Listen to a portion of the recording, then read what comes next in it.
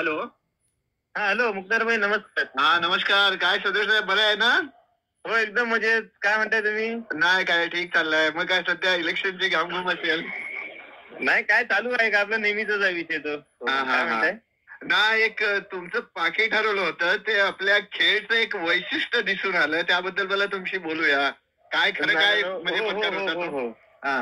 अहो ते 4 दिवसापूर्वी मी डाकबंगल्यावरनं 8 वाजता निघालो होतो ना. आमची पार्टीची मीटिंग होती. निसार खतीबच्या निसार खतीब साहेब आहेत त्यांच्या तिथनं मी घरी निघालो होतो. आणि काय झालं घरी गेलो आणि मुलगा मला म्हणला पप्पा उद्या मला जॅकेट आणायचं आहे थंड शाळेत जायला. म्हणून मी खिशात हात घातला त्याला पैसे द्यायला. तर पाकिट माझं नेमकं पाकिट खिशात नव्हतं.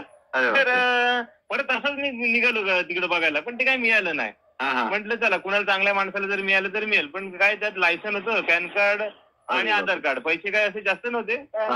1000-1200 रुपयाच्या आसपास असतील. म्हटलं चांगल्या माणसाला मिळेल तर मिळेल. पण नेमकं सकाळी मला एक फोन आला मुंबईतनं.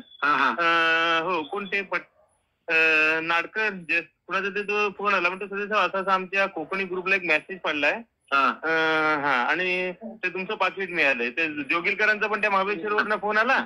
आणि मग त्यांनी मला कॉन्टॅक्ट करायला सांगितले. मग ते आपले मणियर आहेत ना आपले सपामच्छी चौकातले त्यांचा नंबर दिले. मग त्यांनी मग ते डाक बंगल्याच्या त्या किराणामालाच्या दुकानात जाऊन ते कलेक्ट केलं. खरोखर तुमच्या माणसानं मानली पाहिजे. त्या माणसानं प्रामाणिकपणे दिले मला.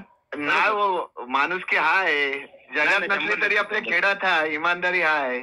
नाही नक्की नक्की. तुमच्या लोकांना पण मानली पाहिजे ना. मी आभार मानले त्याचे.